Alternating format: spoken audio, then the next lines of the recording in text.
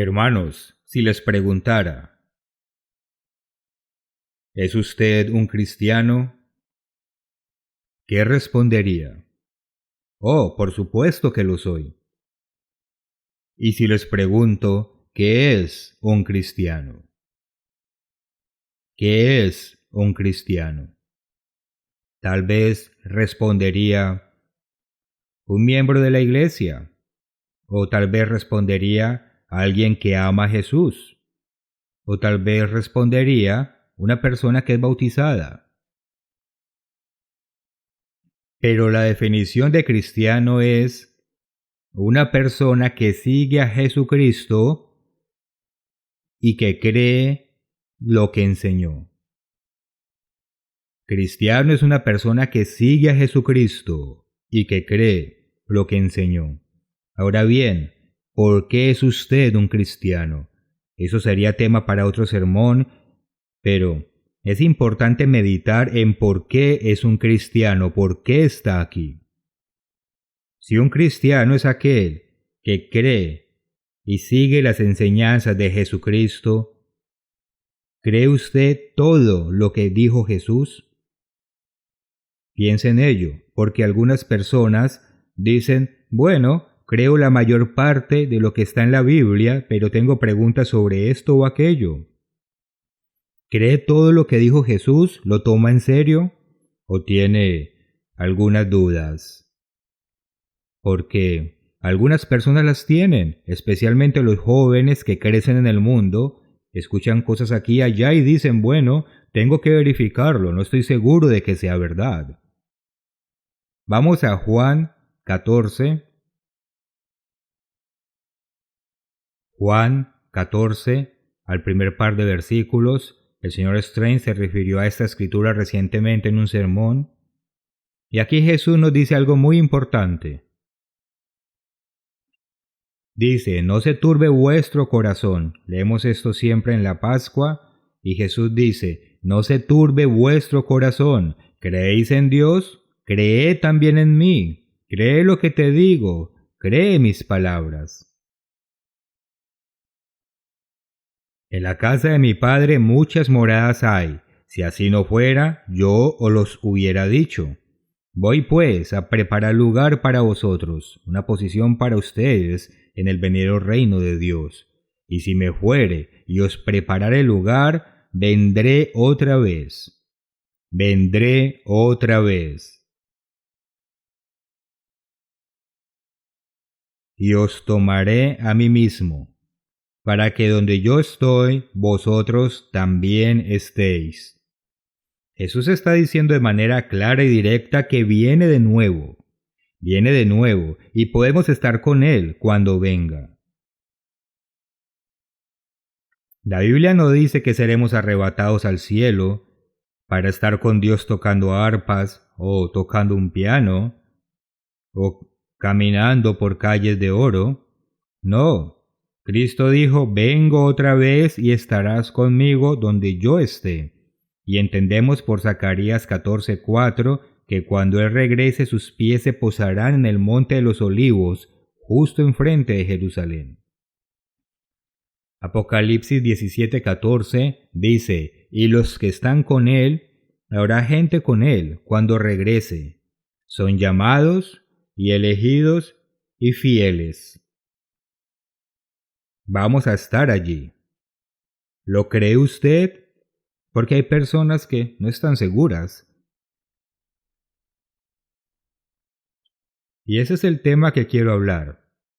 En Mateo 24, Marcos 13 y Lucas 21 se nos dice que vigilemos y estemos listos para no ser tomados por sorpresa, sino listos para cuando Cristo regrese. Debemos estar atentos y preparados porque estos serán eventos que sacudirán la tierra. Es increíble cómo las noticias nos sorprenden con algo nuevo casi todos los días, pero el regreso de Jesucristo va a ser el evento más asombroso, aleccionador, emocionante, desafiante e impresionante que el mundo jamás verá ni ha visto. Nuevamente, ¿creen estas declaraciones de Jesucristo y las escrituras de que Él regresará? La mayoría de nosotros decimos, oh sí, yo lo creo, pero el mundo no. El mundo no entiende ese concepto. Ellos no están escuchando sobre este concepto.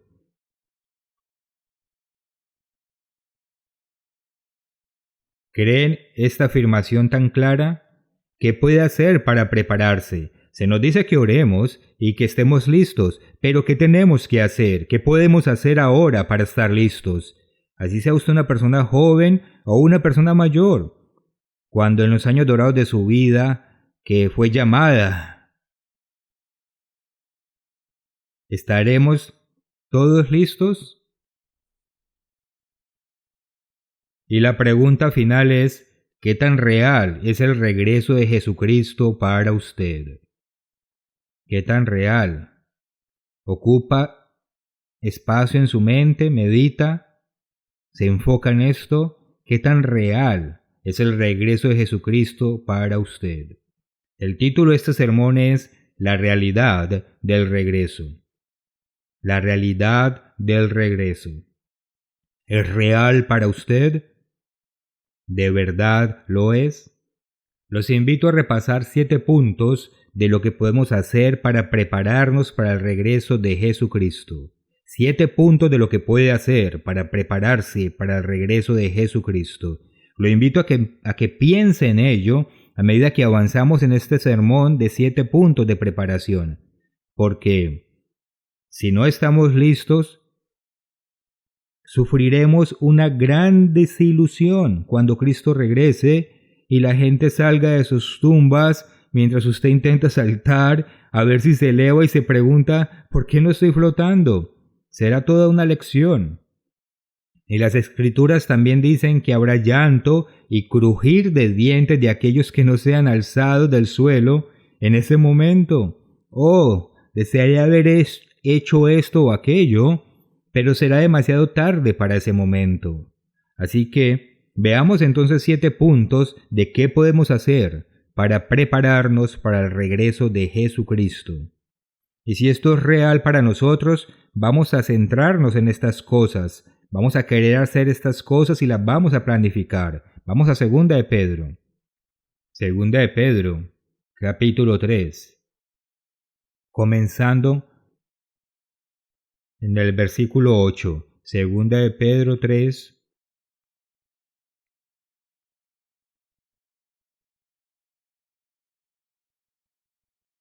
versículo 8.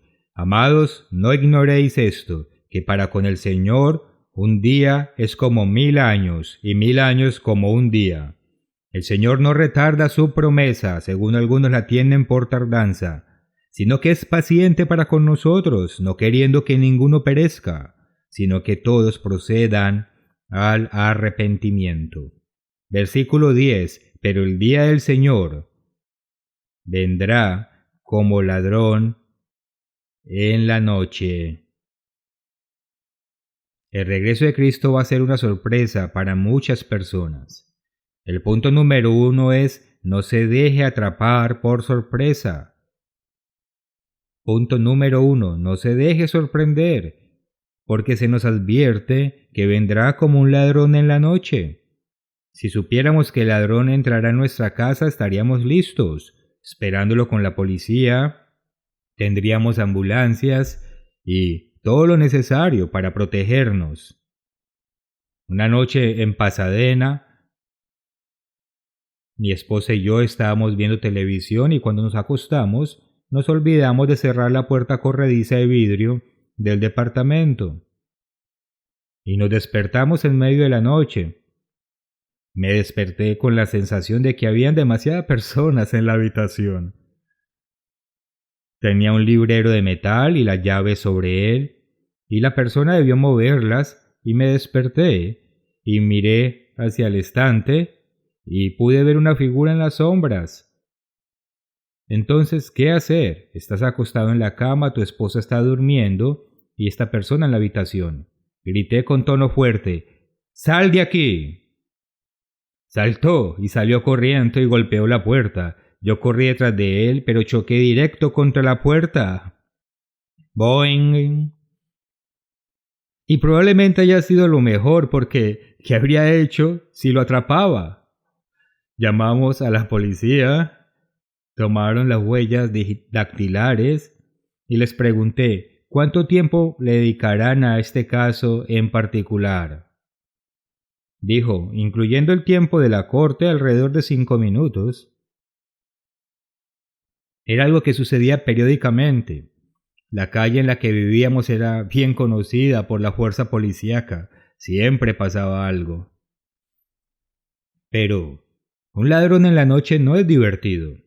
Y Cristo dice que va a regresar como un ladrón en la noche porque va a sorprender a las personas. ¿Por qué se van a sorprender? ¿Por qué? Vamos a el versículo 1. Pedro escribe: Amados, esta es la segunda carta que os escribo, y en ambas despierto con exhortación vuestro limpio entendimiento.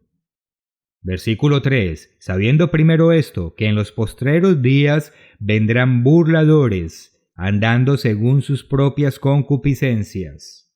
Gente que se burla del hecho de que Cristo va a regresar y van a aumentar en los últimos días, diciendo: ¿dónde está la promesa de su advenimiento? Ja, ja, ja. ¿Usted cree que Jesús va a regresar? Vamos. Y tienen un argumento. La Biblia indica que había algunos en el siglo I esperando que Cristo regresara durante su vida y no sucedió. Para el año 1000, la gente pensó que el mundo iba a llegar a su fin y no sucedió. 1836, 1844, un grupo de personas pensó que Cristo regresaría en el 36 y no sucedió. Recalcularon el regreso para 1844 y tampoco sucedió. En 1914 la gente pensó que Cristo regresaría. En 1975 también lo pensaron. Año 2000 pensaron que el mundo se iba a acabar. La gente pensó que las computadoras se detendrían y todo cambiaría. Y no sucedió. No sucedió. Ahora, algunos especulan que para el 2028, otros especulan 2034. Y todo eso está flotando por ahí, así que no es sorprendente que algunas personas digan que siempre se dice que regresará y no sucede. Pero hay que tener cuidado de no dejarnos atrapar por eso. Hace tiempo encontré un artículo en la revista News y el título era algo así como ¿regresará alguna vez? ¿Regresará alguna vez? Muchos lo esperan desde hace mucho tiempo. Los críticos dicen que son ideas míticas, solo deseos y delirios. Delirios. Y esto es lo que hay en el ambiente. Encontré el nombre del Dr. Harari, un historiador israelí. Es gay y es ateo. Y él dice que no hay ningún anciano en el cielo. Y tiene otras ideas. Dice que hay demasiada gente en la tierra y que tenemos que deshacernos del exceso de personas, que seríamos usted y yo, no él. Usted y yo. Estas son personas que realmente no están conectadas con las escrituras, no creen en ellas, no creen en lo que claramente está allí. Así que no será una gran sorpresa que la gente se sorprenda, porque muchos simplemente no creen lo que está en el libro, no lo leen. Ellos no saben lo que hay en Mateo 24:44. Otra prueba de que serán sorprendidos. Mateo 24, versículo 44.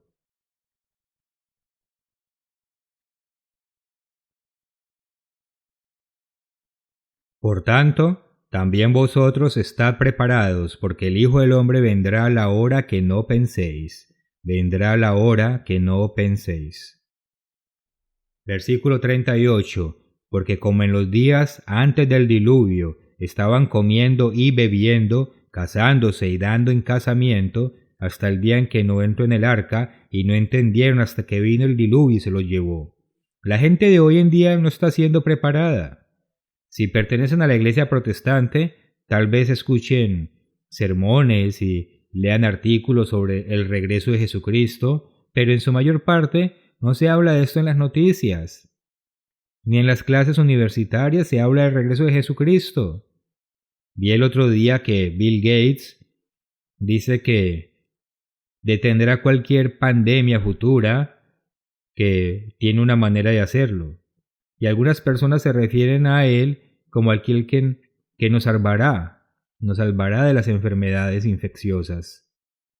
Los demócratas creen que si están a cargo nos salvarán, y los republicanos que si el señor Trump regresa nos salvará, pero no buscan el retorno de Jesucristo.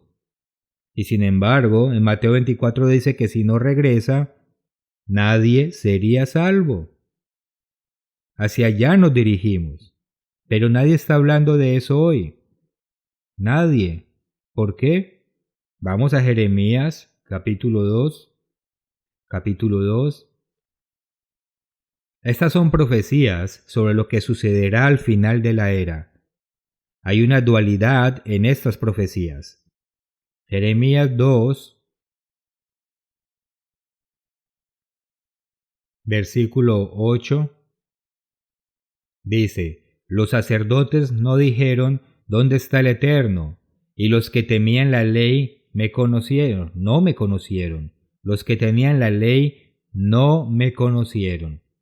La palabra tener aquí significa conocer la ley, saber de qué trata, pero en realidad están ignorando la ley de Dios. No le están diciendo a la gente lo que realmente está en las Escrituras.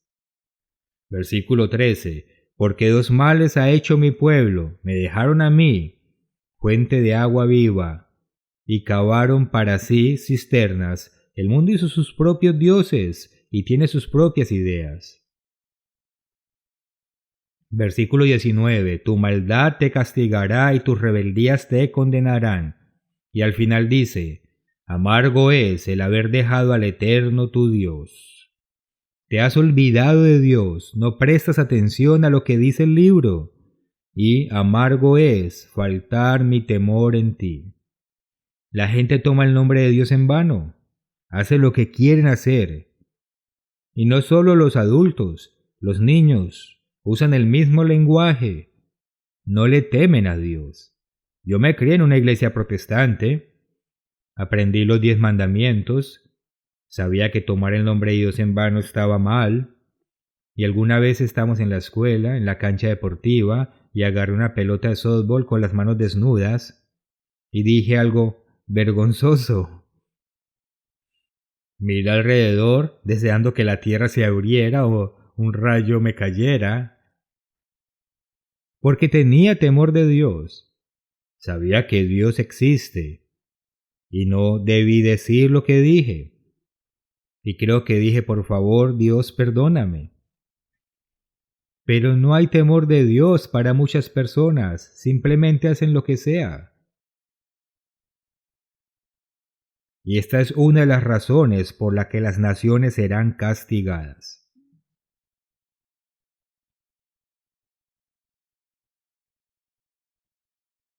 Así que no se deje atrapar por sorpresa.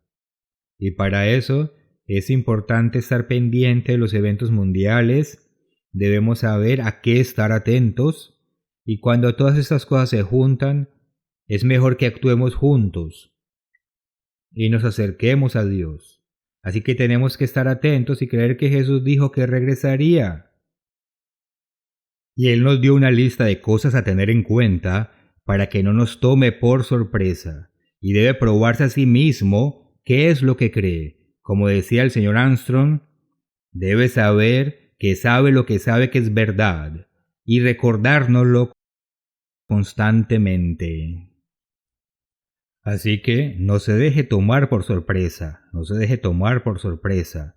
Ese es el primero de los puntos. Si el reino de Dios es real para usted, manténgase enfocado y no se deje tomar por sorpresa. Número 2. La Biblia indica que cuando Jesucristo regrese debemos ser hallados haciendo así. Mateo 24:46. Cuando Cristo regrese debemos ser hallados haciendo así. ¿Ok? ¿Haciendo qué? Les daré las escrituras. Aunque sé que las conocen, Marcos 16:15. Jesús les dijo a sus discípulos que predicaran el Evangelio al mundo. Vayan por todo el mundo y prediquen el Evangelio. Cuando hubo una división, una de las primeras cosas que hizo el Dr. Meredith fue volver a la televisión y publicar una revista, y así lo hizo un par de veces más frente a las crisis. Tenía un trabajo que hacer. Ese era su enfoque. Mateo 24:14 dice que será predicado el evangelio del reino en todo el mundo, y entonces vendrá el fin. Miren a su alrededor en las iglesias del mundo, ¿quién está predicando el evangelio del reino de Dios? Muchas predican sobre amar a Jesús, predican sobre ir al cielo sentado en una nube, tocando un arpa, caminando en calles de oro, pero ¿quién está predicando sobre el reino de Dios venidero, donde Jesucristo va a reinar en esta tierra con los santos? Nunca escuché que se predicara, y estuve en las iglesias la mayor parte de mi vida hasta que llegué a la iglesia de Dios. Fue totalmente diferente, y usted ha sido llamado a ser parte de eso, si no desperdicia la oportunidad. Mateo 28, versículos 19 y 20. Hagan discípulos de todas las naciones y enséñeles lo que les he enseñado, les dice Jesús a sus discípulos. Y lo estamos haciendo hoy con el curso bíblico, con los folletos, con el programa de televisión, con las revistas, mostrando al mundo la forma de vida de Dios y enseñando en todo el mundo este mensaje. Esto es lo que tenemos que estar haciendo para que seamos hallados haciendo así cuando Cristo regrese. Isaías 58:1 dice: Clámaos en cuello y anuncia a mi pueblo su rebelión. Muéstrales lo que están haciendo, lo que va a traer la ira de Dios sobre las naciones donde estas cosas están pasando. Debemos mostrarles a las naciones sus pecados, que la homosexualidad es una abominación para Dios, que Dios la aborrece. Y sin embargo, los maestros en la escuela están empujando a los niños en esta dirección. Podría ser una niña o haber una niña dentro de ti, o podría haber un niño dentro de ti. Y te ayudaremos a descubrirte a ti mismo. El otro día vi que han desarrollado lo que llaman armarios transgénero en las escuelas. Armarios transgénero en las universidades y en las escuelas primarias. Si sientes que eres un niño y tus padres piensan que eres una niña, puedes venir a la escuela y cambiarte la ropa que ellos te pusieron para que puedas vestirte y ser una niña. Si eres un niño, por ejemplo, es pura confusión. Y esto es lo que está sucediendo en las escuelas hoy en día. Armarios transgénero para ayudar a los niños, supuestamente. Se les miente a las personas diciéndole que esas cosas son normales. Y este es el mundo en el que vivimos. Dios nos creó hombre y mujeres para que podamos tener hijos y ser parte de su familia, y la gente está arruinando la mente de sus hijos.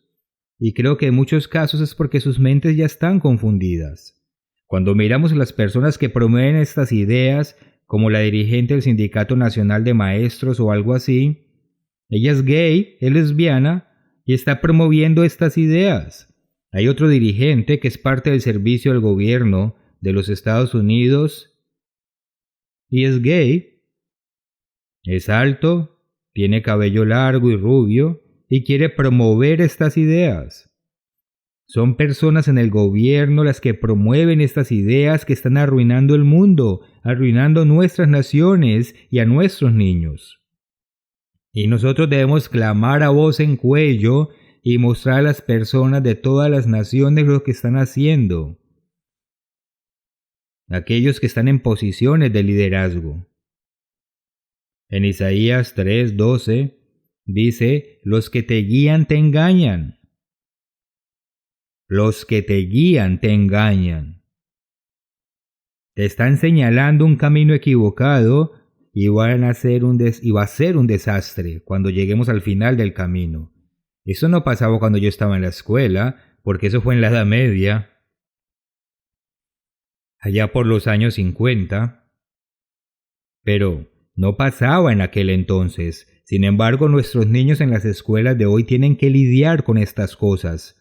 Uno de los artículos que vi era una persona, un maestro, vestido como una niña con tacones largos y andando por el aula enseñando a los niños, dando este ejemplo a los niños. No tiene sentido. Es una locura. Y Dios dice que esto es una abominación y parte de nuestro trabajo es denunciar esto vehementemente. No es agradable decir estas cosas, no será agradable para la gente escucharlas y los resultados no van a ser lo mejor para nosotros o para cualquiera que lo haga, pero debemos ser hallados haciéndolo cuando Cristo regrese. Ezequiel 3:33 vemos que fue enviado para advertir, para hacer atalaya, para advertir a las naciones lo que viene por seguir ese camino. Y no va a ser cosa bonita. Y el cargo a Ezequiel fue, si le avisas a la gente y responden, se salvará y tú te salvarás. Si no avisas y perecen, eso estará sobre tus hombros. Así que esta es la misión que tenemos. De nuevo, Jesús dijo que debemos ser hallados haciendo así cuando Él regrese.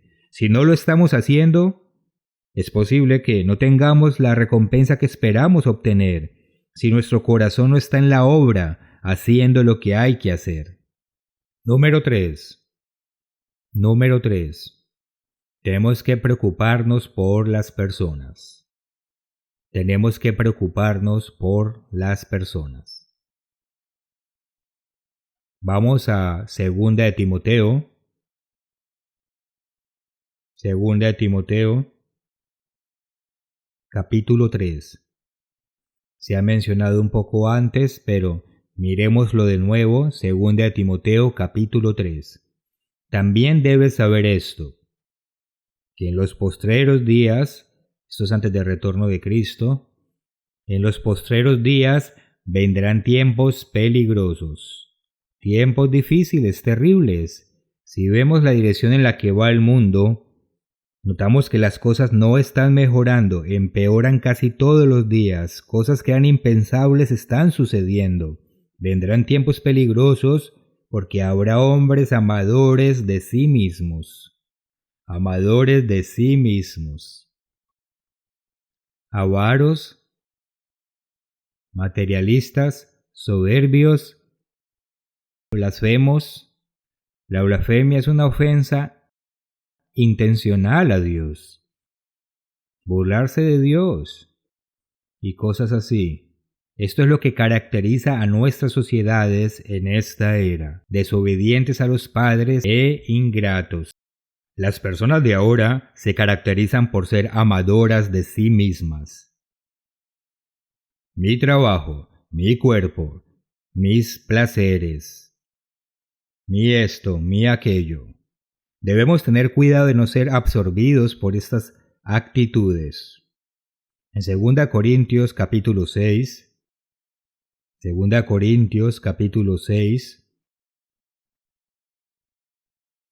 versículos 17 y 18. Este es un consejo que Pablo le dio a la iglesia en Corinto, que era una ciudad grande, bulliciosa y muy carnal. 2 Corintios 6, 17 y 18. Salid en medio de ellos y apartaos, dice el Señor.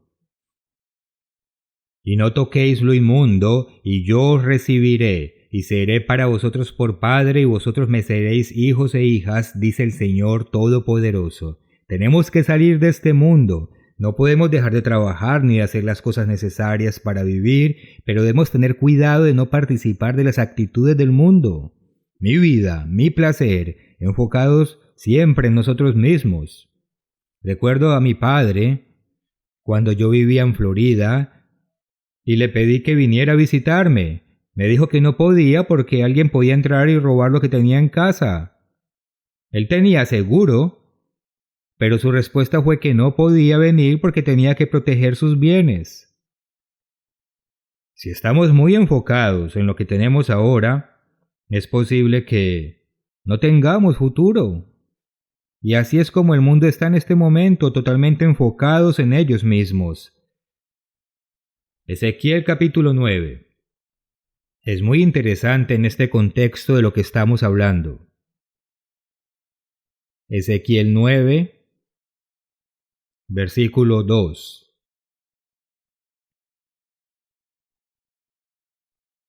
Es muy aleccionador leer el libro de Ezequiel, especialmente las primeras partes. Capítulo 9, versículo 2. 6 varones venían del camino de la puerta de arriba que mira hacia el norte, y cada uno traía en su mano su instrumento para destruir. Eran varones poderosos, con hachas de guerra. Y entre ellos había un varón vestido de lino, el cual traía a su cintura un tintero de escribano, y entrados se pararon junto al altar de bronce, y la gloria de Dios de Israel se elevó de encima del querubín, sobre el cual había estado, al umbral de la casa, y llamó el Eterno al varón vestido de lino, que tenía a su cintura el tintero de escribano, y le dijo el Eterno: pasa por en medio de la ciudad, por en medio de Jerusalén, y ponles una señal en la frente, a los hombres que gimen y que claman, a causa de todas las abominaciones que se hacen en medio de ella. Quería que esas personas fueran marcadas, de una manera que los distinguiera de otras personas que no estaban preocupadas en absoluto por lo que estaba sucediendo, ni molestas en lo absoluto por lo que sucedía. Señalan la frente a los que gimen, marcar a aquellos que se lamentan, y decimos: esto es terrible, esto es una abominación. Y hablan con Dios sobre estas cosas, porque la gente está siendo lastimada por estas ideas. Las cosas que se están escribiendo hoy sobre el transgenerismo, adoctrinando a niños que están confundidos, diciéndoles que debe ser un niño en lugar de una niña. Están dirigiéndolos en una dirección equivocada en una etapa muy crucial de su vida. Y el consejo médico es que necesitan tratamiento de género apropiado. Tratamiento de género apropiado. Lo cual es un bloqueador de la pubertad. Son químicos para que no se desarrollen biológicamente como niño o como niña. Y un poco más tarde los ayudan a obtener las apropiadas cirugías para mutilar sus cuerpos, para que nunca jamás puedan tener hijos. Y luego vemos historias de cientos de personas que dicen que se arrepienten totalmente de lo que le hicieron o de lo que hizo en ese momento, porque no se puede revertir. Así que debemos lamentarnos y gemir por las personas que son afectadas por estas cosas. Porque son niños, son sus hijos, están siendo guiados en la dirección equivocada. Es criminal, es criminal. ¿Nos importan las personas más allá de nosotros mismos y de nuestros hijos? Son seres humanos, a la imagen de Dios. Los pecados que la gente están cometiendo y por los cuales están siendo lastimadas, como los abortos, debemos clamar y gemir por esos pecados que hieren a las personas. Los abortos, cuando estaba pendiente la decisión de la Corte Suprema de eliminar las sanciones por abortos, vi a una senadora del estado de Maine, creo que era. Ella gritaba y decía: «Es terrible que le quiten el derecho a abortar a las mujeres».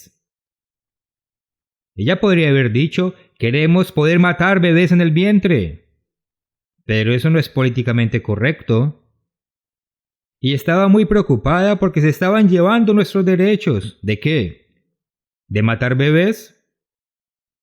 ¿A dónde están llegando nuestros países y nuestras sociedades? Satanás está detrás de todo esto.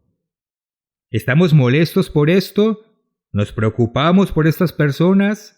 Más de 1.000 millones de abortos solo en Estados Unidos. Entonces el problema es mayor si miramos en todo el mundo. Esto es lo que estamos viendo hoy, lo que hay a nuestro alrededor. ¿Nos importa? A veces damos por sentado que el mundo entiende el propósito de la vida humana. ¿Por qué estamos aquí? ¿Cuál es el propósito de la vida humana? La depresión, saben, es un problema cada vez más serio para los jóvenes universitarios porque ven el caos mundial y no quieren casarse ni traer hijos al mundo porque es un desastre. Se están quitando la vida porque ¿cuál es el propósito? ¿Cuál es el propósito de la vida humana? Nadie se los enseñó. A nosotros se nos dio una increíble comprensión del propósito de la vida humana. Llegar a ser parte de la familia de Dios para reinar con Jesucristo en su reino venidero. Recibir la vida eterna. Ahora, a los 16 años puede que no sea tan importante porque quieren vivir la vida ahora, pero a medida que se acercan al final, empiezan a pensar que tal vez no es tan mala idea. Mateo 23, 37. Mateo 23, 37. Jesús estaba mirando hacia Jerusalén y dijo: Jerusalén, Jerusalén, ¿cuántas veces quise juntar a tus hijos como la gallina junta a sus polluelos debajo de las alas, y luego lo mataron? Pero él tenía compasión de aquellas personas. Juan 3:16, porque de tal manera amó Dios al mundo, que ha dado a su Hijo unigénito, para que todo aquel cree en Él no se pierda. Cristo vino a convertirse en el Salvador del mundo, muriendo por nuestros pecados. Ahora, usted puede que no haya hecho cosas realmente atroces, pero Cristo murió por los pecados de toda la humanidad, por gente que está promoviendo el aborto hoy en día, gente que promueve el transgenerismo. Él murió por sus pecados. Él tiene compasión por todos. Este es nuestro Salvador, el que va a regresar, y Él quiere que desarrollemos esa misma compasión, ese mismo cuidado por otras personas. Y cuando Él ve que desarrollamos esas cualidades, dirá: oh, aquí hay alguien que puede usar, y allá hay otro que puede usar. Porque Él está observando todo lo que hacemos. Así que tenemos que preocuparnos por las personas y desarrollar esas cualidades. He estado en Sudáfrica un par de veces y vi un programa en donde entrevistan jóvenes pandilleros que viven en la parte plana de la ciudad del Cabo. Y estos jóvenes, probablemente de 15, 16, 18 años, estaban drogados y alardeaban de lo que podían hacerles a las personas.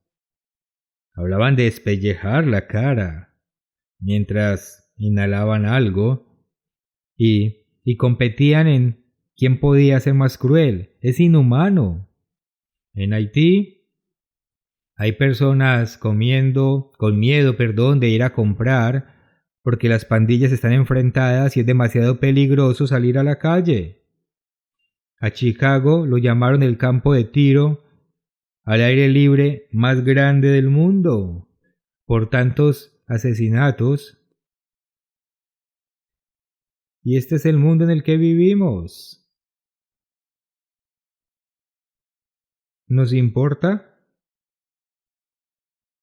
¿Estamos orando a Dios por estas cosas? Dios, quiero que tu reino venga pronto, por favor. Trae tu reino pronto, quiero estar allí ayudando a que las cosas cambien. Dios está buscando líderes. Les voy a dar esta definición que he usado antes. Dios está buscando líderes que se preocupan lo suficiente como para querer cambiar las circunstancias que lastiman a otras personas. Dios está buscando líderes que se preocupan lo suficiente como para querer cambiar las circunstancias que lastiman a otras personas. ¿Qué le gustaría cambiar de este mundo? ¿Qué le gustaría cambiar de este mundo? Hablando de diseñar vecindarios o diseñar sistemas educativos o de orientar a las personas en la dirección correcta. Hemos sido llamados a tener la oportunidad de cambiar literalmente el mundo. si entramos en el reino de Dios y si desarrollamos el carácter que Dios quiere. Punto número 4. Tenemos que dar frutos específicos. Tenemos que dar frutos específicos que Dios está buscando. Vamos a Juan 15. Juan 15. Escritura muy poderosa. Comencemos en versículo 12. Nuevamente Jesús está hablando con sus discípulos la noche antes de ser crucificado durante la Pascua y dijo: Este es mi mandamiento, que os améis unos a otros como yo os he amado. Jesús vino a dar su vida por nosotros. ¿Cómo es dar su vida? Dedicar su vida para servir a otras personas. Los médicos en su mayoría están dispuestos a contestar llamadas telefónicas y hacer visitas cuando no les apetece necesariamente. Aunque hay una motivación financiera, tienen recompensas rápidas, pero cuando toman el juramento de ser médico, debe ir cada vez que lo llaman. De lo contrario, si no lo hace, pierde su trabajo. En el ministerio es igual, alguien llama y tenemos que responder. Oh, estoy muy ocupado, te llamo mañana. Así no funciona. Pero cuando damos la vida por nuestros hijos, especialmente cuando tenemos niños pequeños, y hay un niño llorando, así que los efectos de sonido son perfectos. Por la noche, cuando empiezan a llorar, en medio de la noche, no tenemos ganas de levantarnos. Pero si no lo hacemos, entonces el bebé llora mucho más y podría terminar con problemas, así que nos levantamos, lo abrazamos, lo alimentamos o lo que sea que necesiten, tal vez cambiarlos. No decimos: no te preocupes, te cambio por la mañana. Así no funciona. Como padre aprendes que tu vida ya no es tuya.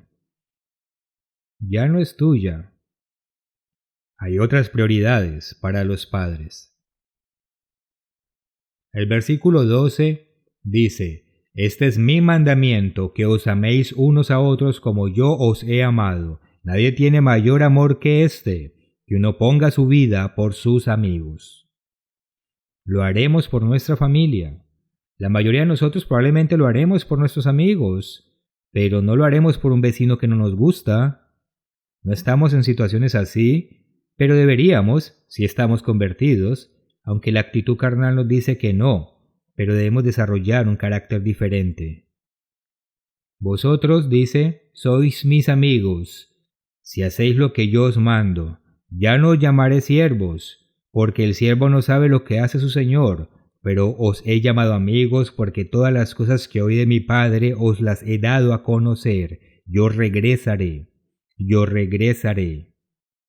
Y quiere que estemos listos cuando regrese. Versículo 16. No me elegisteis vosotros a mí, sino que yo os elegí a vosotros. ¿Por qué estamos aquí? Porque Dios nos eligió.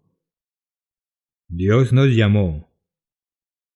Nos está ofreciendo una oportunidad especial y nunca debemos darla por sentada. Pero leamos el resto del versículo. No me elegisteis vosotros a mí, sino que yo os elegí a vosotros, y os he puesto para que vayáis y llevéis fruto, y vuestro fruto permanezca, para que todo lo que pidiereis al Padre en mi nombre, Él os lo dé. Esto os mando, que améis unos a otros. El mundo nos va a odiar. El mundo nos va a odiar por seguir a Cristo. Es lo que dice el siguiente versículo. Si el mundo os aborrece, sabe que a mí me ha aborrecido antes. Así que si realmente estamos tratando de vivir según las leyes de Dios, nuestra vida será un reto. Será un reto. Pero tenemos que dar frutos. Puede buscar por su cuenta Mateo 21,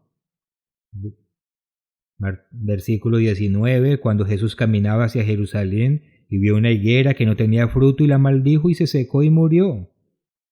Dios está buscando fruto. Él está buscando fruto en su vida y mi vida. Mateo 24, la parábola de los talentos.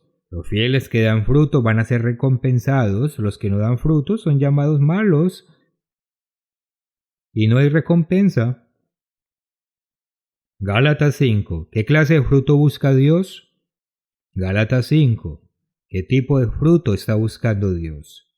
Habrá recompensa por dar los frutos y habrá decepción si no tenemos. Gálatas 5. Esto es algo para meditar si realmente esperamos estar con Jesucristo cuando regrese. Debemos desarrollar estos frutos y no crecen en una noche. Esto toma tiempo. No leemos un libro de desarrollo muscular y nos vamos a dormir sobre el libro y despertamos a la mañana siguiente luciendo como un físico-culturista o alguien que está lleno de hormonas. Hay que dedicar tiempo y trabajar duro.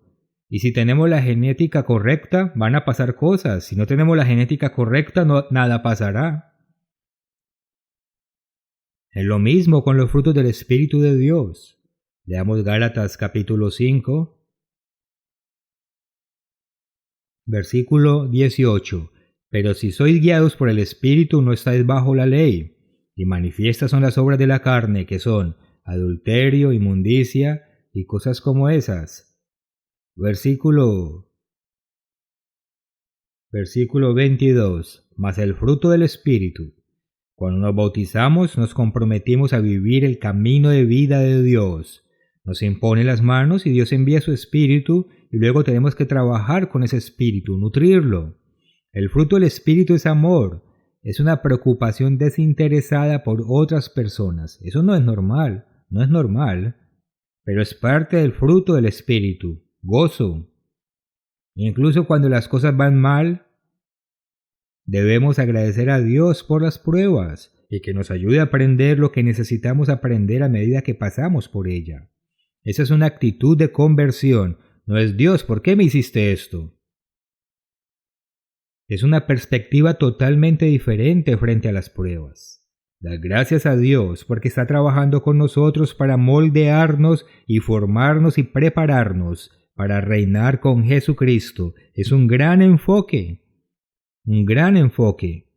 Prepararnos para el futuro. Jesús dijo en Mateo 5, benditos los pacificadores. ¿Es usted capaz de manejar una situación que está explotando y de derramar aceite en las aguas turbulentas para calmarlas? Es un don, una habilidad que se desarrolla con el tiempo. Resolver el problema poniendo el control o perdiendo el control al igual que los demás no resuelve nada. Debemos ser capaces de calmar las cosas. Paciencia. Recuerdo que pusimos un letrero en la habitación de nuestros niños cuando eran pequeños y este niño pequeño se aferraba a su manta y miraba hacia arriba con sus ojos grandes diciendo, por favor ten paciencia conmigo porque Dios aún no ha terminado conmigo. Ten paciencia porque Dios aún no ha terminado conmigo. Recuerdo una vez que uno de nuestros niños se burló de su madre. Era muy pequeño. He visto a padres azotar a sus hijos y yo lo agarré y lo sacudí y le dije, nunca le hables a tu madre de esa manera. Vi una expresión de terror y pensé que nunca quería ver esa expresión de nuevo en el rostro de mi hijo. Así que me disculpé, le dije, mira, nunca he sido padre antes y tú nunca has sido niño antes, así que relajémonos. Él no entendía nada, pero me di cuenta de que tenía que ser paciente. Están aprendiendo y queremos que Dios sea paciente con nosotros porque todavía estamos aprendiendo. Benignidad. Cuando hablamos a las personas, ¿les hablamos amablemente o ladramos? Debemos ser amables con las personas, tratarlas como nos gustaría ser tratados. Bondad. Hacer cosas buenas por las personas. Buscar maneras de hacer cosas buenas por ellos. fe, mansedumbre, templanza. He escuchado excusas de personas que dicen que tienen un fuerte deseo sexual, así que tenemos que entenderlos, que simplemente esa es la forma en que hacen las cosas. No podemos pensar de la misma manera que solíamos ser. Tenemos que avanzar y ser diferentes. Tenemos que ser diferentes. Entonces, hay frutos específicos que debemos dar. ¿Y cómo hacemos eso? En Juan 6, versículos 53 al 58, Jesús dijo, tienes que alimentarte de mí. Tienes que estudiar mi palabra. Aliméntate de mí. Porque si estudiamos la palabra de Dios, sabremos cómo debemos actuar. No es solo para las cosas que nos gustan.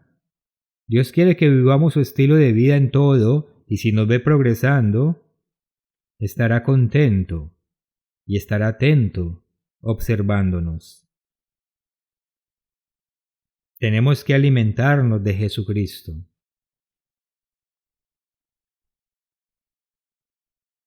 Veremos una escritura más tarde, pero para estar listos para el regreso de Jesucristo tenemos que esforzarnos por dar frutos, y esto requiere trabajo, esfuerzo, determinación y arrepentimiento.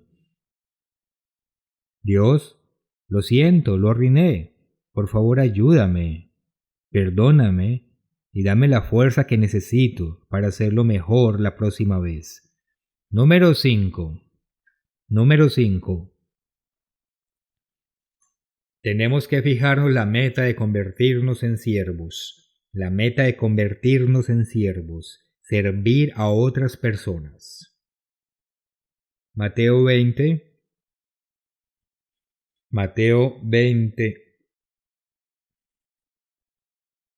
Si viaja por otros países, probablemente se encuentre con cosas como esta, o probablemente las encuentre aquí mismo en casa. Mateo 20, versículo 25.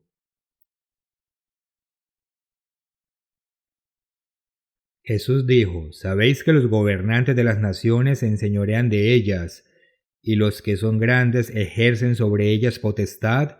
No son solo los gentiles, los israelitas hacen lo mismo, les gusta estar a cargo, decir a otros qué hacer. Pero Jesús le dice a sus discípulos, mas entre vosotros no será así, sino que el que quiera hacerse grande entre vosotros será vuestro servidor. Será vuestro servidor. Y el que quiera ser el primero entre vosotros será vuestro siervo. Como el Hijo del Hombre no vino para ser servido, sino para servir y para dar su vida en rescate por muchos. Hemos sido llamados a ser siervos de Dios. Dios llamó al pueblo de Israel para servir y ser un ejemplo para el mundo de cómo hacer las cosas a la manera de Dios. Esa era su misión, su trabajo. Tenemos el mismo trabajo hoy, ser luces y ejemplos para el mundo, y todo lo que hacemos y decimos debe ser luz y ejemplo. Filipenses 2. ¿Cómo hacer estas cosas? ¿Cómo desarrollar estas cualidades? Filipenses 2.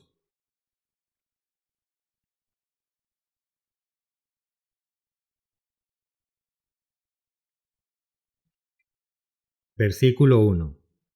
Por tanto, si hay alguna consolación en Cristo, si algún consuelo de amor, si alguna comunión del Espíritu, si algún afecto entrañable, si alguna misericordia, completad mi gozo. Hazme el día, es lo que Pablo está diciendo. Alégrenme el día. Sintiendo lo mismo, desarrollando la mente de Jesucristo. ¿Qué haría Jesús? ¿Cómo manejaría una situación particular? Teniendo el mismo amor, unánimes, sintiendo una misma cosa, nada hagáis por contienda o vanagloria. Recuerdo cuando comencé a asistir a la iglesia, había una pareja joven y su padre era dueño de una compañía petrolera y estábamos hablando un día y dijo, Voy a ser un anciano para el año que viene. Voy a ser ministro para el próximo año. Se estaba nombrando él mismo. Y el año siguiente ni siquiera estaba en la iglesia. No podemos abrogarnos cosas, sino que tenemos que desarrollar la mente de Jesucristo para ser siervos, y entonces Dios podrá usarnos en su tiempo y a su manera. Antes bien con humildad, estimando a cada uno a los demás como superiores a él mismo. ¿En serio? ¿Eres tú mejor que yo? ¿Acaso no soy yo el regalo de Dios para el mundo? No, debemos mostrar respeto. Se trata de mostrar respeto. Recuerdo a alguien con quien me encontré en la universidad hace años. Era joven, fuerte y muy positivo. Y cuando lo llamaban y le preguntaban si podían hablar con él, su respuesta era: estoy a su servicio. Estoy a su servicio. No era una mala respuesta, pero creo que tampoco duró mucho. Él tenía palabras, no hay nada de malo en decir a su servicio, pero debemos perseverar y no renunciar cuando las cosas se ponen mal. Hay que desarrollar esta actitud. Versículo 5. Haya pues en vosotros este sentir que hubo también en Cristo Jesús. Él fue humilde, él fue fiel, él se preocupó por los demás.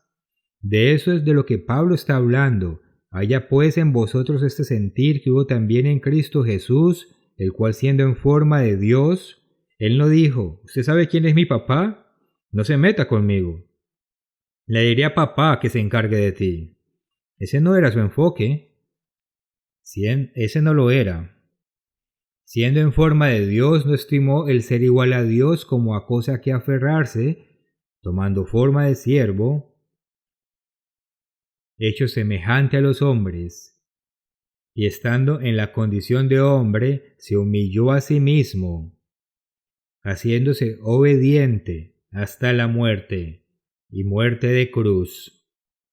Por lo cual Dios también lo exaltó hasta lo sumo, y le dio un nombre que es sobre todo nombre, para que en el nombre de Jesús se doble toda rodilla, se doble toda rodilla. Dios exalta a aquellos a quienes ve desarrollar esta actitud. ¿Cómo puedo ayudar? ¿Cómo puedo servir? Mostrando compasión e interés por otros.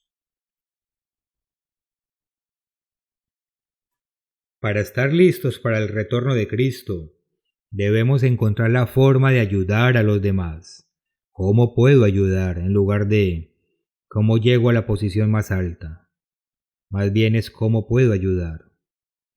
Pueden ayudar a distribuir las revistas adicionales que tenemos, pueden ayudar aprendiendo a ser maestro de ceremonias, pero si parecen un avión cayendo, mejor no lo hagan.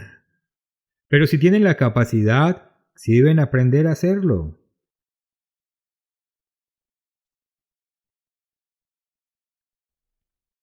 Pueden aprender a dar un discurso, no solo dar sermones, sino cómo hablar, cómo transmitir información. Pueden enseñarles a los niños y jóvenes cómo hacer varias cosas, tal vez incluso siendo un ejemplo en su trabajo o enseñando cómo hacer las cosas a la manera de Dios. Pero prepárese para servir, prepárese para servir. Número 6. Número 6. Crecer mental y espiritualmente. No solo sentarse y no hacer nada sin esforzarse, sino crecer mentalmente, crecer espiritualmente. Segunda de Pedro 3:18. Pedro dice: creced en la gracia y el conocimiento de nuestro Señor y Salvador Jesucristo. Creced en la gracia y el conocimiento. Vamos a Segunda de Pedro, capítulo 2. Segunda Pedro, capítulo 2. El capítulo 3 habla de crecer en la gracia y el conocimiento de Jesucristo. Vamos ahora al capítulo 1 y leamos versículo 5.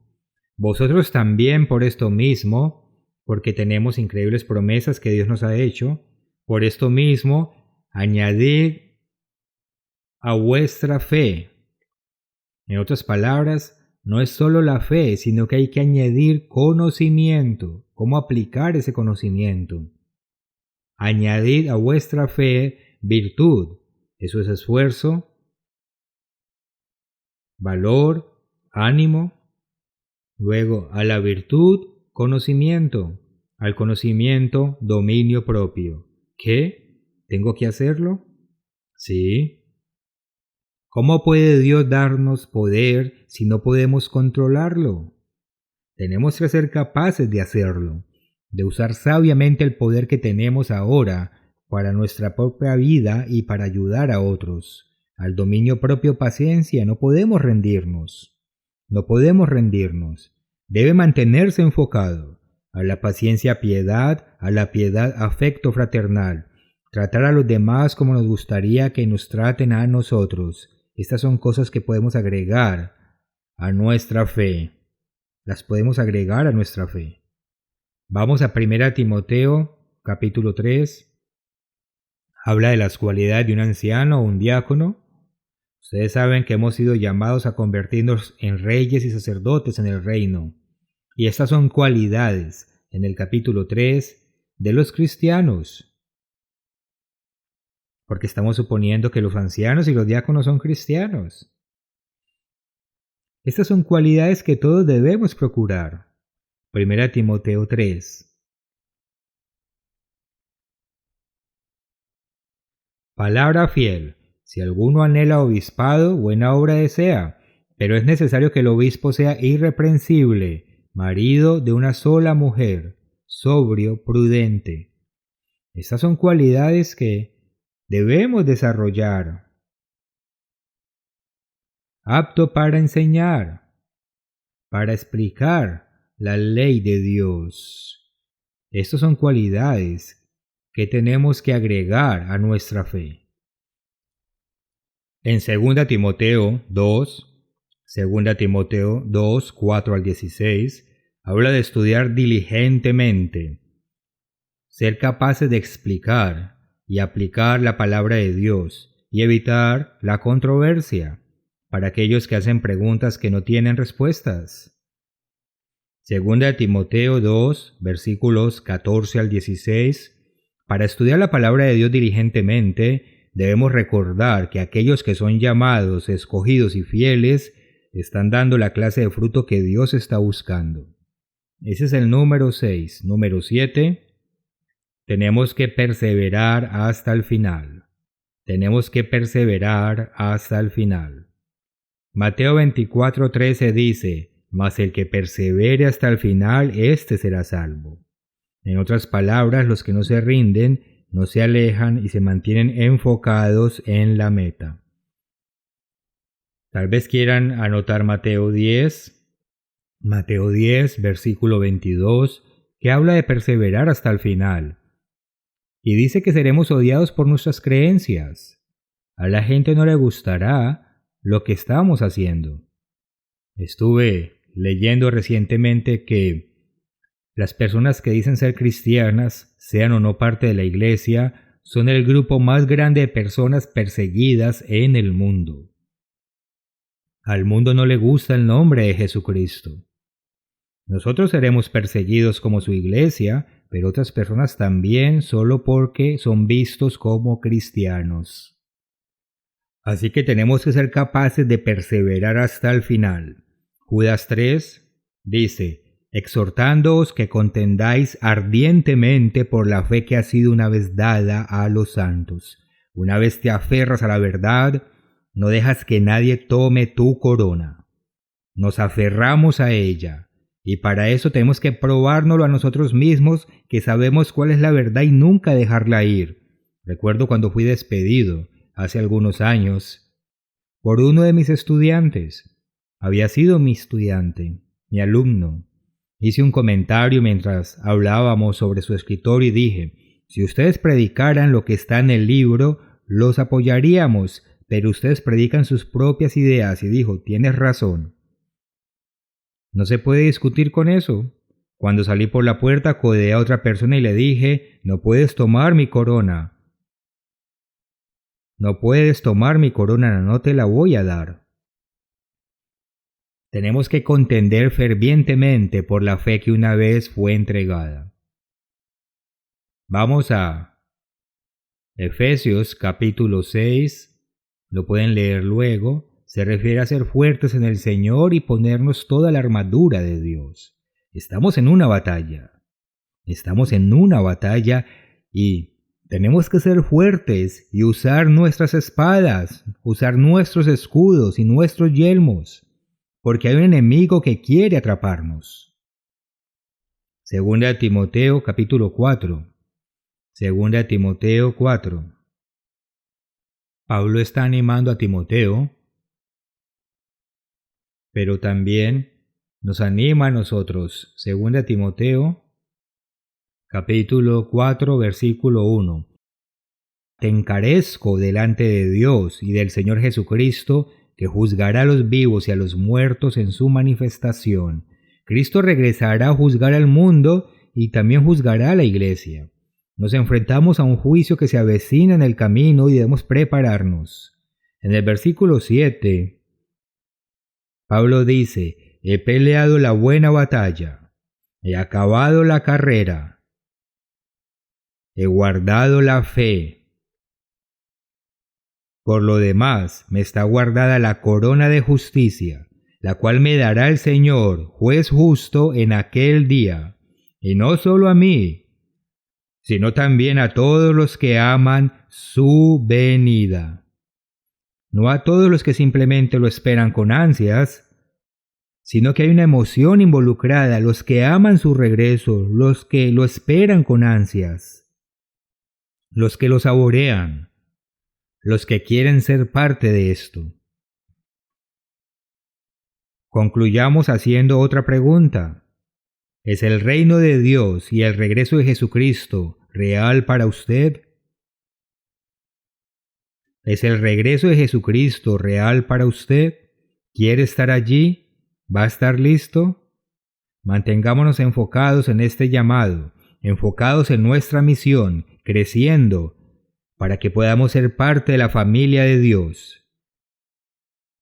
Y nunca dude de que la segunda venida de Cristo es real.